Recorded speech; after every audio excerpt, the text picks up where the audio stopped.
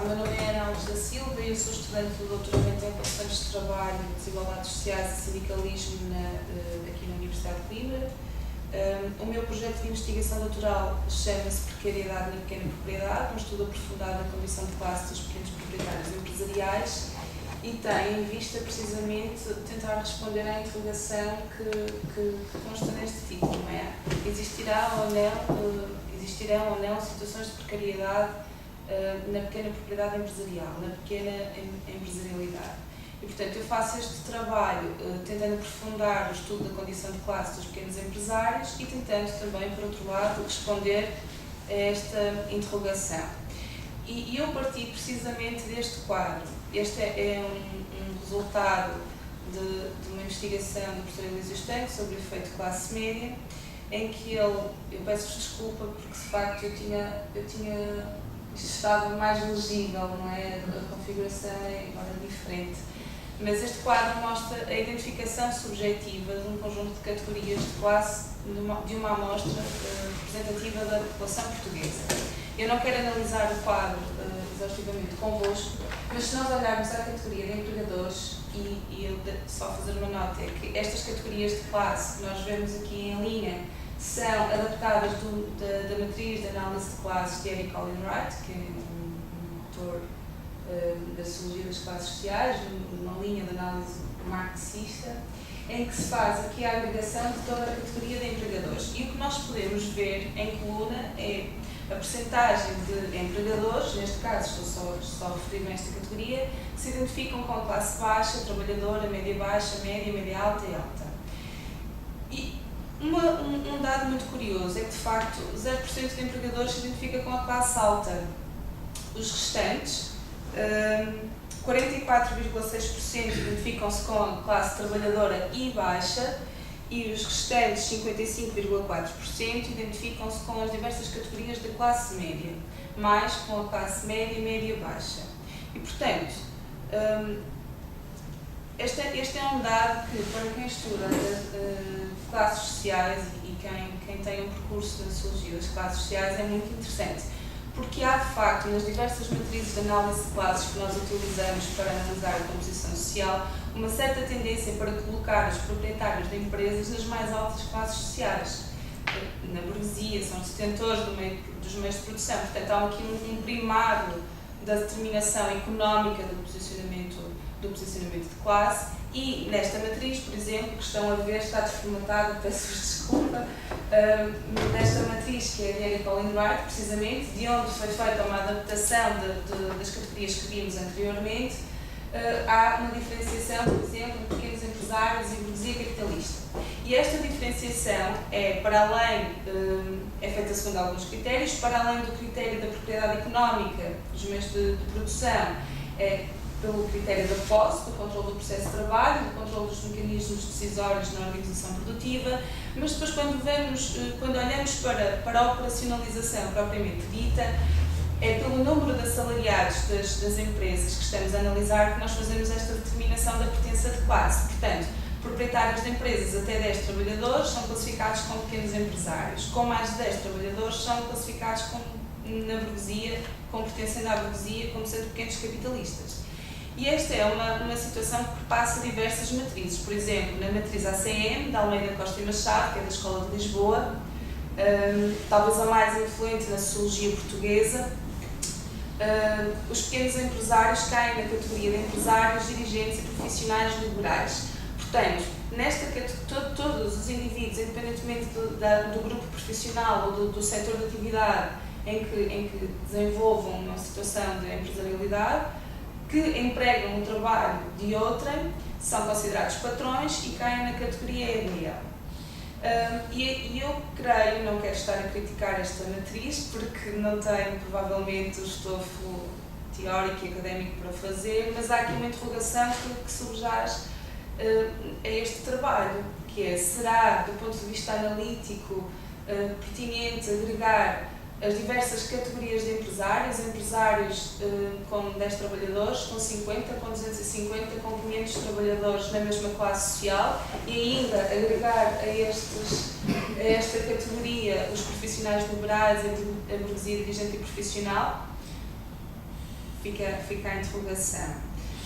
E é, aliás, uma das interrogações que norteia o meu trabalho. Depois, ainda numa matriz mais recente, de Cidade Queiroz, da Escola do Porto, nós vemos que ela faz, de facto, uma diferenciação entre patrões e pequenos patrões, também utilizando o critério da operacionalização por via dos 10 assalariados, portanto, até 10 assalariados tratamos pequenos patrões, a partir de 10 patrões, mas ambas as categorias estão dentro da burguesia, como podem ver também. E, portanto, nós vimos naquele primeiro quadro que, na categoria dos empregadores, há 0% de indivíduos a classificarem-se como pertencendo à mais alta classe social, não é?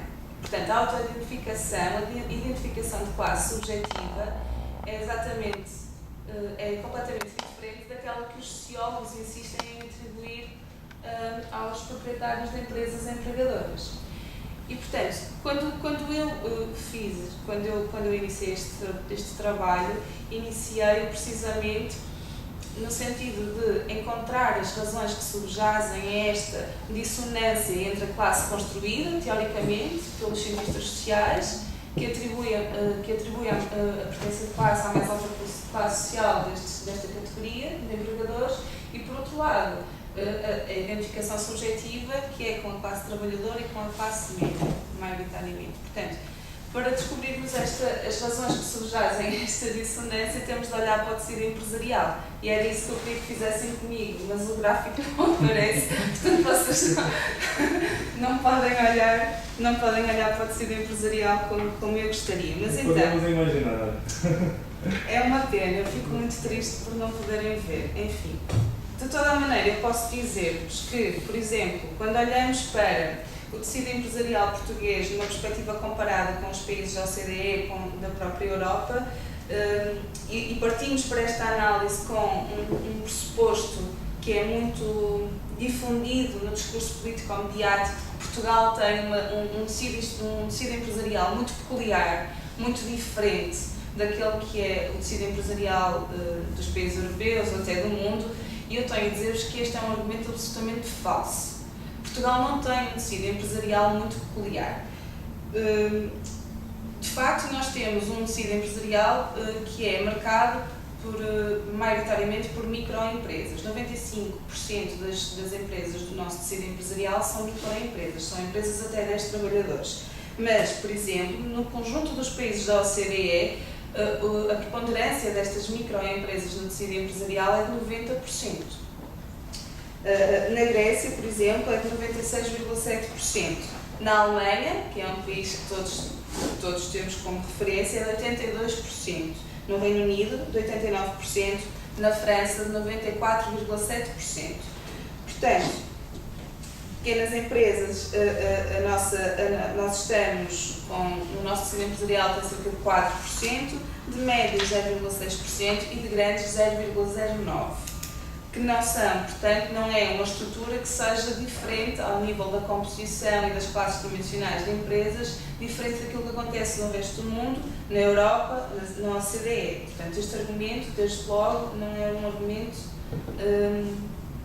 a considerar como estritamente verdadeiro.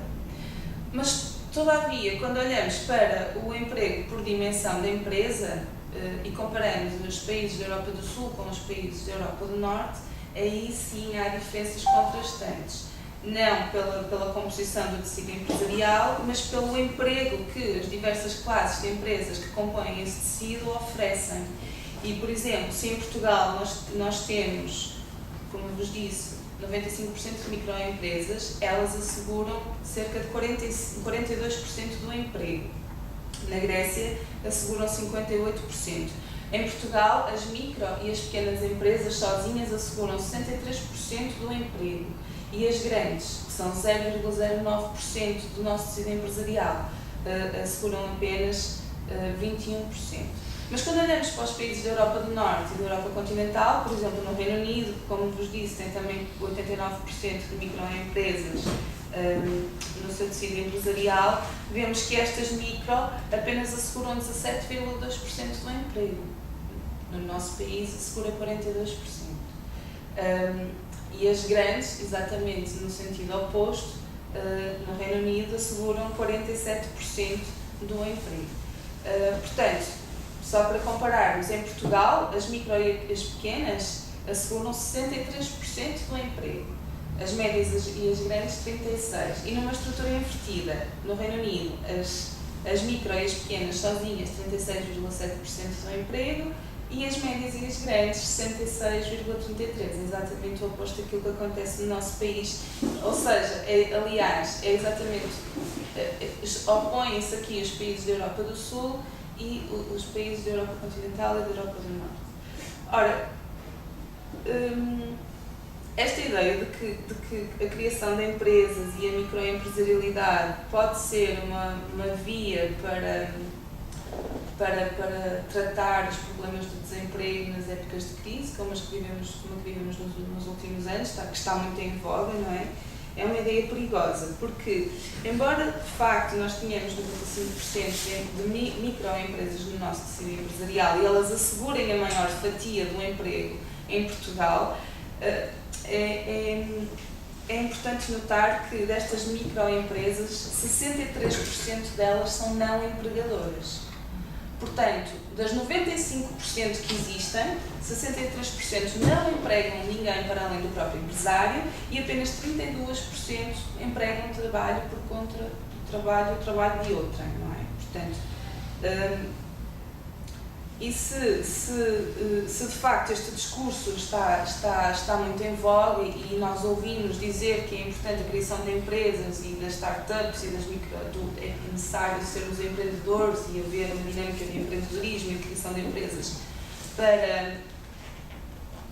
para combater o desemprego, devemos ter um certo cuidado, porque de facto há muitas empresas a serem criadas, mas elas são criadas num modelo de trabalho independente, num modelo de trabalho isolado e apenas 32% das que de facto existem são empregadoras do trabalho de outrem. Portanto, estamos perante situações de empreendedorismo que não efetivam situações de empresarialidade típica. Pelo contrário, prefiguram situações de empresarialidade atípica porque é uma situação de empresarialidade isolada. E não sei se lhe podemos chamar de facto de empresarialidade. São trabalhadores independentes, embora os designemos como microempresários.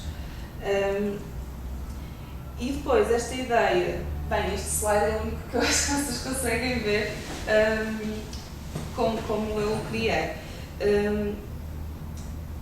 De facto, esta ideia de que uma crise é algo que não se deve desperdiçar, não é? Que é uma ideia que está muito em voga neste discurso do empreendedorismo e da criação de empresas, é um discurso perigoso. Vejam, por exemplo, que neste estudo da OCDE, durante foi feito ao longo da década de 90, apenas 2% dos autoempregados reportou uma transição para o autoemprego originária de uma situação de desemprego no ano anterior. 26% dos desempregados reportou uma transição para o assalariamento. 50% manteve-se na mesma condição de desemprego e 21% transitou para a inatividade, que é uma forma também excelente de desaparecerem das estatísticas. E esta situação é homóloga na década anterior, no período 83-89. Portanto, a transição do desemprego para uma situação de autoemprego é muito escassa. Os dados estatísticos não suportam esta tese de que uma crise, que é um período de recessão e de desemprego elevado, é uma ótima oportunidade para as pessoas criarem o seu próprio emprego.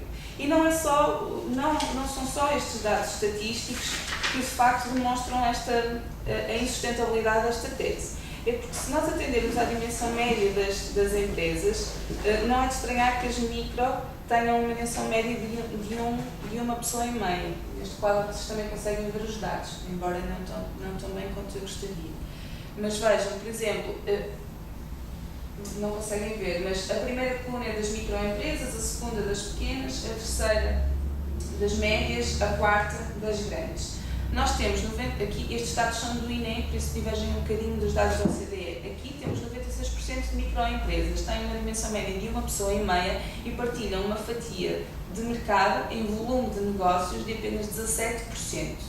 96%, ouçam bem o que eu estou a dizer, 96% do nosso tecido empresarial movimenta anualmente apenas 17% do volume de negócios. As grandes empresas, que representam apenas 0,09%, movimentam sozinhas 47% do volume de negócios do nosso tecido empresarial. Portanto, há aqui uma desigualdade brutal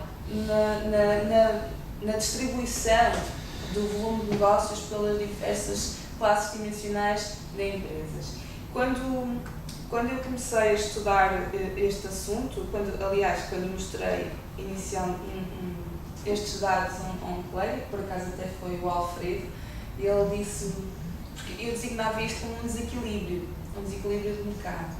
E ele disse-me, bem, se calhar não é um desequilíbrio, se calhar é mesmo assim a estrutura de mercado. Então eu fui olhar para a distribuição temporal, que vocês também não conseguem ver, mas este dado tinha de 2008 a 2012, os dados do volume de negócios representados aqui em milhões de euros. E de facto o que se consegue ver, vocês não conseguem, peço-vos imensa desculpa, eu também não sei os dados de memória, mas enfim, por acaso trouxe uma cábula e ainda bem que a trouxe. Uma microempresa gerava, aqui continuando a falar da distribuição do valor que é produzido no tecido empresarial, uma microempresa gerava em 2012 em Portugal cerca de 20 mil euros de valor acrescentado bruto. Exato, já estou aqui a passar para o valor acrescentado bruto. Enquanto, por exemplo, uma grande empresa gerava cerca de 30 milhões 245 mil euros. Portanto, quando nós pensamos no valor acrescentado bruto, por exemplo, gerado pelas empresas, estamos a falar do valor que serve para remunerar o trabalho e o capital. E temos 95% de microempresas em Portugal, em média cada uma... Estamos a falar do capital, não estamos a falar do volume de negócio? Sim, já passei porque não vos consigo mostrar os dados, eu também não os sei de memória. Não, estamos a falar de valores nominais totais. Estávamos a falar dos valores totais, agora estou a falar do valor acrescentado bruto e estou a falar da média por empresa. Do valor acrescentado bruto gerado em média por uma microempresa em Portugal em 2012 era de 20 mil euros, 19 mil e qualquer coisa, cerca de 20 mil euros. E de uma grande empresa é na ordem dos 30 milhões 245 mil euros, é 1.500 vezes mais. E portanto, são no entanto estas microempresas, ou 32% delas, que asseguram sozinhas a maior fatia do emprego em Portugal. Portanto, importa salientar que, segundo o INE, estes dados são muito importantes porque não só não geram tanto valor como nos fazem crer, mas têm um nível de endividamento na ordem dos 70% do seu ativo, independentemente da dimensão. Portanto, o nosso tecido empresarial, e nisso o discurso mediático está coberto de uma certa capacidade, o nosso tecido empresarial tem de facto um nível de endividamento elevado, na ordem dos 70% do ativo. Isso deve-se a quê? Há alguma constatação? Deixe-me só terminar e depois, se calhar, falamos dessas questões todas no final, se não se importa. Claro. Mas o rácio de cobertura de juros nas microempresas é abaixo de 1%. Nas médias é de 2%, nas grandes é de 3%. Portanto, é óbvio, com um valor acrescentado bruto 1.500 vezes superior, que uma grande empresa tem uma possibilidade, uma capacidade de cobrir as suas próprias dívidas muito superior. Isso não é de estranhar.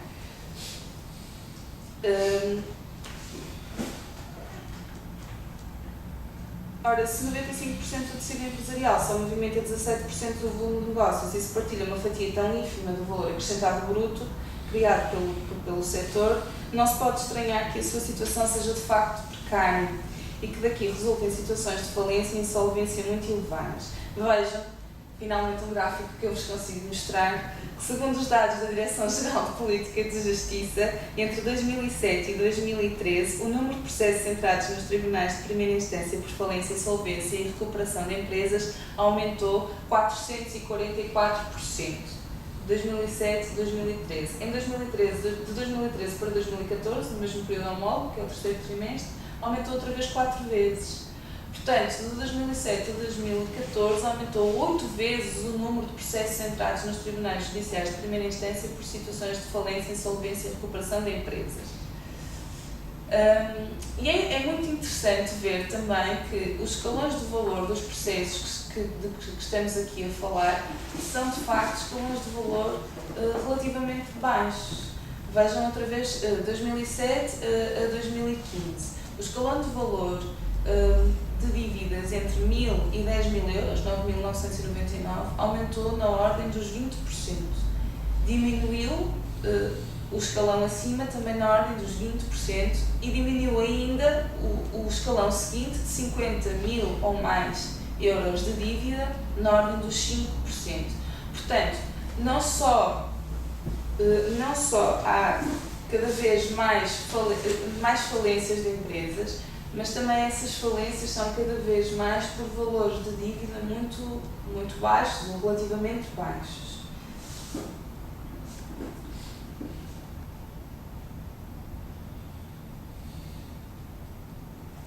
E é interessante também perceber o tipo de pessoa que está envolvida nestes processos de falência e de insolvência. A Direção-Geral de Política de Justiça, por acaso, começou, entretanto, a divulgar estes dados e eu acho que eles são muito interessantes. Vejam que aumentou na ordem dos 50% o número de processos que envolvem pessoas singulares e diminuiu na mesma ordem o número de processos que envolvem pessoas coletivas de direito privado. Perguntam, mas estamos a falar de insolvências de particulares? Não estamos a falar de insolvências de particulares. Ou estamos, mas estamos a falar de insolvências de empresários em nome individual. É muito interessante porque em Portugal nascem em média por ano mais 100.000 empresas em nome individual do que sociedades.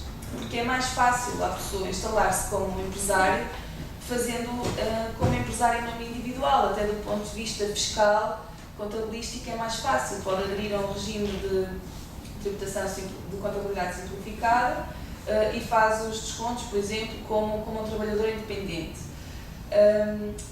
A questão é que quando nós constituímos a empresa como empresários em nome individual, do ponto de vista jurídico, é uma empresa em que o empresário responde de forma ilimitada pelas dívidas da sua empresa. No caso de uma sociedade, o empresário responde pelas dívidas da empresa até ao limite do capital social da empresa. No caso dos empresários em nome individual, não. Respondem totalmente. Trata-se de uma figura jurídica de responsabilidade limitada. E, portanto, o que nós vemos aqui é um aumento brutal, de 50% no período de recessão, das falências e das insolvências, aliás, de empresários em nome individual. Ora, eu estudo estas questões, focando a condição de classe dos pequenos empresários segundo 3 eixos, que vocês não conseguem perceber, que são as condições objetivas do exercício da atividade profissional. Portanto, estamos a falar de empresários de empresas de pequena e muito pequena dimensão que acumulam diversos tipos de atividades no seio da empresa. Eles são empresários, são proprietários, são gestores das suas empresas e são simultaneamente trabalhadores diretos da empresa. E, portanto, há que analisar a condição do empresário do ponto de vista das suas condições de trabalho, da mesma forma, de uma forma quase homóloga àquilo que fazemos no caso dos assalariados, olhando ao tempo médio de trabalho por semana, ao trabalho realizado em horário pós-laboral, enfim, todo aquele conjunto de indicadores que nós utilizamos para analisar as condições de trabalho dos assalariados, podemos fazer o mesmo exercício no caso dos empresários, porque são também trabalhadores. E faço este exercício também olhando para as condições objetivas do exercício da propriedade, que é algo, talvez um fator novo no meu projeto de tese, que é, no fundo, analisar um conjunto de dimensões que permitam compreender qual é o controlo que os empresários de empresas de micro e pequena dimensão têm sobre os seus capitais, sobre os investimentos, sobre os volumes e os termos do negócio ou dos negócios que estabelecem. E, portanto, visam a observação das condições que intervêm na gestão patrimonial e comercial da empresa, considerando aqui a sua posição no campo económico e a capacidade que tem, de facto, de gerar e acumular capital próprio. Ou seja, de extrair, de controlar a produção, o subtrabalho, de extrair mais-valia e de acumular o capital próprio. Portanto, isto obriga necessariamente a que se observe os empresários no campo e no conjunto das relações que estabelecem com o campo económico. Portanto, nós olhamos para a atividade produtiva, para aquelas dimensões do controle do processo de produção e do processo de trabalho, bem como a gestão organizacional e a gestão de pessoas, como aliás é a sugestão da própria literatura, mas depois devemos, na minha proposta, ou segundo eu creio, analisar a relação que estabelecem com os mercados, ou seja, perceber qual é o tipo de integração que têm no seu setor de atividade, qual é a relação que estabelecem com os seus principais clientes, com os seus principais competidores e fornecedores. Analisando, por exemplo, no caso em que o mercado é dominado por uma grande empresa ou pela figura do Estado cliente, qual é o tipo de relação que é estabelecida com essa figura, que tipo de relação comercial é configurada, se estamos a falar de uma relação de subcontratação, subordinação, se é de absoluta dependência ou se há uma situação de satelização de diversas pequenas empresas em torno de uma grande, como acontece, por exemplo, com o setor das peças para o setor automóvel, em Palmela, com a Auto Europa, enfim, ou até no setor agrícola e com a grande distribuição. Depois é preciso também olhar para a relação com o aparelho institucional e burocrático do Estado, perceber como é que a autoridade tributária, a segurança social, os aspectos legais da atividade, do produto comercializado, constrangem, facilitam, obstaculizam a empresarialidade ou esta dimensão do empreendedorismo. E depois, claro está, é preciso analisar também a relação com os financiamentos e as suas fontes. Ou seja, qual é a relação que os pequenos empresários estabelecem com os credores, a banca, maioritariamente, mas também com o Estado, com os fornecedores, com a família e com os assalariados. O Estado assume muito frequentemente a figura de credor dos pequenos empresários, porque na gestão do balanço das contas das suas empresas, há muitas vezes necessidade de, por exemplo, adiar pagamentos ao Estado, a figura da autoridade tributária ou à segurança social, para poder, por exemplo, fazer face a pagamentos à banca ou aos assalariados ou aos fornecedores para que possam prosseguir com as suas atividades. E, portanto, é no balanço, nesta gestão, que por vezes figuras que não são normalmente credoras dos empresários se o tornam até involuntariamente. E, portanto, são estas dimensões que eu proponho para avaliar, por um lado, a geração e a acumulação de capital próprio, ou numa situação mais precária e mais dependente, a sua transferência para o grande capital, seja para a banca, seja para a figura das grandes empresas. Isto era um gráfico que mostrava estas relações. Eu trouxe-vos, para além dos dados e dos gráficos que não nos consegui mostrar, trouxe-vos alguns elementos discursivos de algumas entrevistas que eu já realizei a alguns agentes do campo. Não empresários propriamente ditos, porque a primeira fase da minha investigação passou por contactar associações de pequenas e médias empresas, bancos, gestores de microcrédito da Associação Nacional de Direito ao Crédito, algumas associações sectoriais, como dos pequenos agricultores, o próprio IAPMEI, enfim, já fiz algumas e trouxe os trechos dessas entrevistas. Por exemplo, uma dirigente de uma associação de pequenas e médias empresas dizia-me até um bocadinho indignada que a empresa tem que ter uma estrutura, porque ela acha que as pequenas empresas não têm estrutura.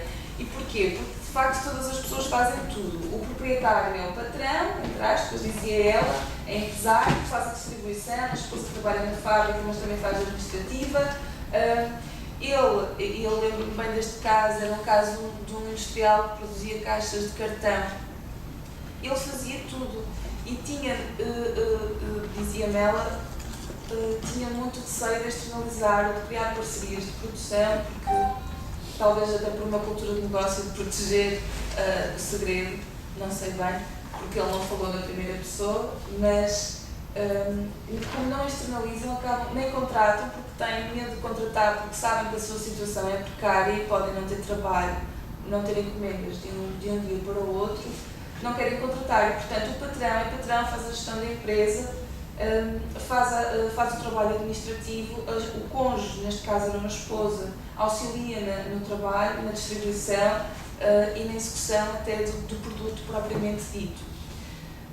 E depois, por exemplo, falando com um gestor de microcrédito que auxiliam a constituição de microempresas, ele dizia-me, por exemplo, os casos que se profissionalizem, quer dizer, que cresçam, não chegam a atingir mais do que 5, 6 empregados. E são exceções. Portanto, quando nós estamos a falar nesta dinâmica de apoio ao empreendedorismo e à criação de empresas, estamos a falar, dizia ele, da criação do próprio emprego. E reparem nos valores do microcrédito que ele reportava.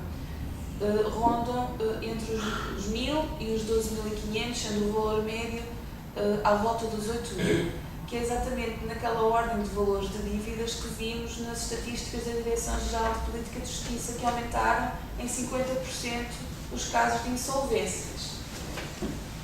Portanto, estamos a falar da criação do próprio emprego, da criação de empresas para as pessoas se auto-empregarem, que raramente conseguem atingir situações de patronalidade e que não tão raramente incorrem em situações de dívida e de insolvência, portanto, dívidas que são incapazes de pagar.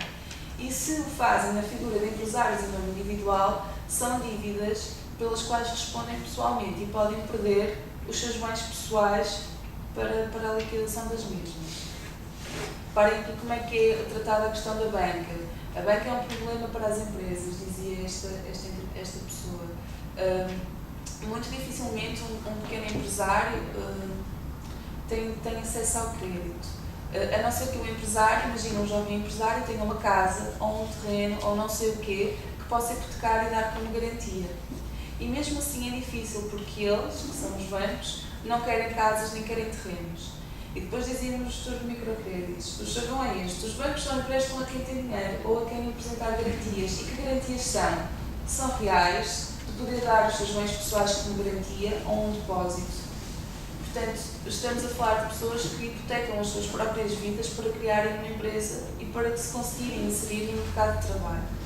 Quando falamos com o IAPMEI, por exemplo, vemos que o IAPMEI é um organismo público que apoia as pequenas e médias empresas. Isto é importante sublinhar, que as empresas só contactam o IAPMEI, isto é relatado pela pessoa que foi entrevistada, que é um diretor do departamento do IAPMEI.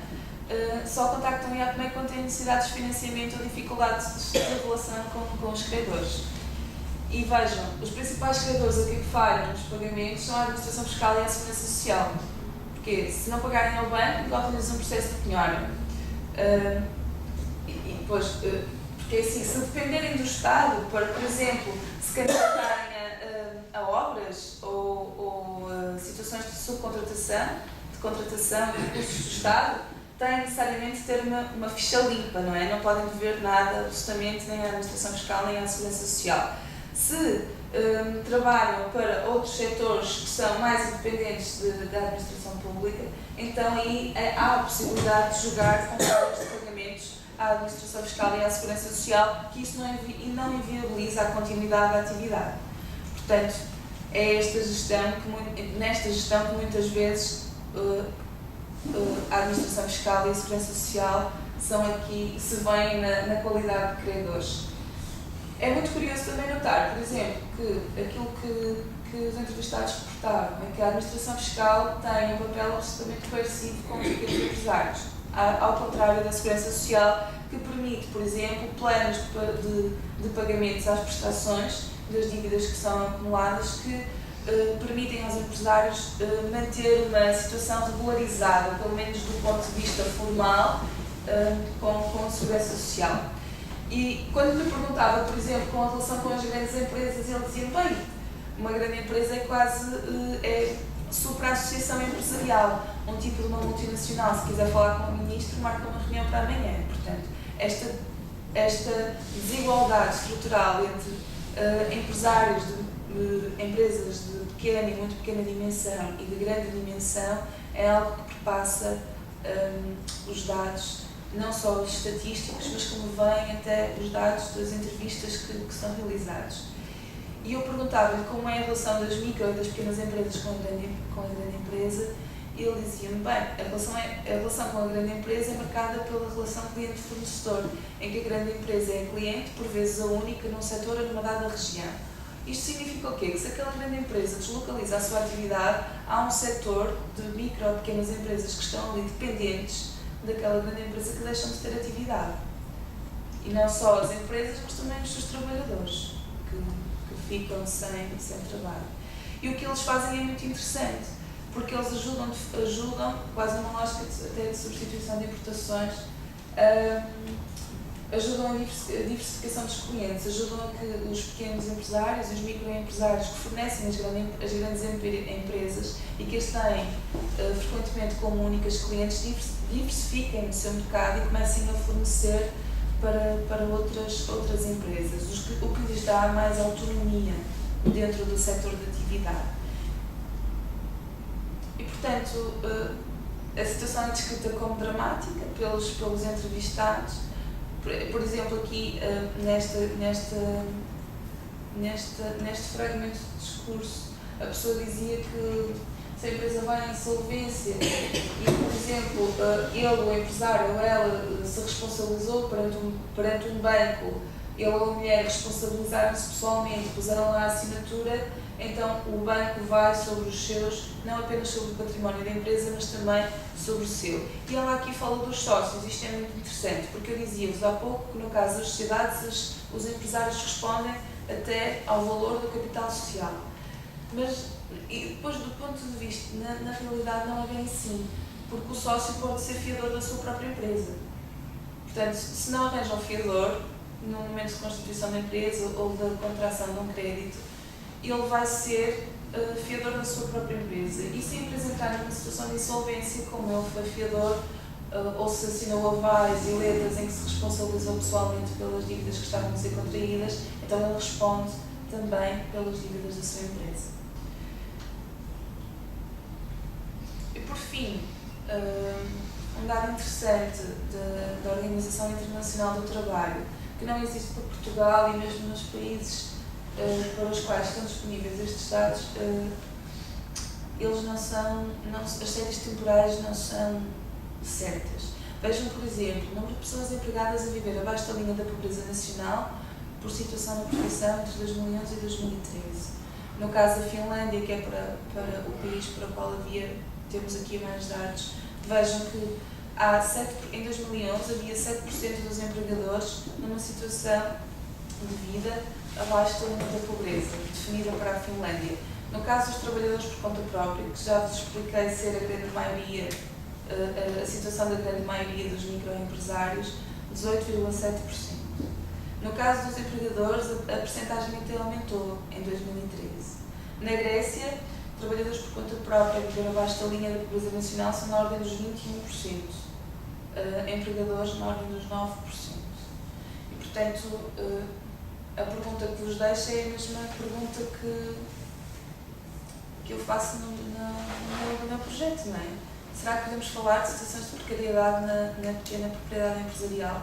Será que podemos falar de questões de precariedade nestas dinâmicas de empreendedorismo que agora nos incitam a incorrer?